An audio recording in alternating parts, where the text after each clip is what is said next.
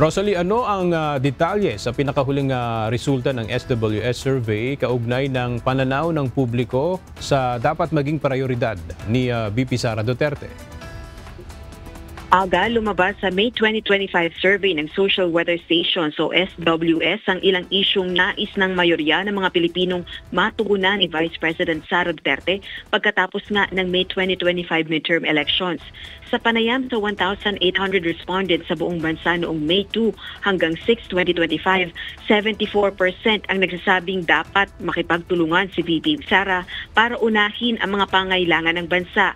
68% naman na nagsasabing dapat harapin ito ang kaso ng impeachment, sagutin ang mga paratang ng korupsyon at linisin ang kanyang pangalan.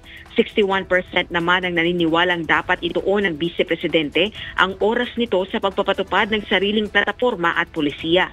Samantalang 59% ang nagpahayag na dapat magpatuloy si VP Sara sa tungkulin bilang pangalawang Pangulo at iwasan ang pamumulitika.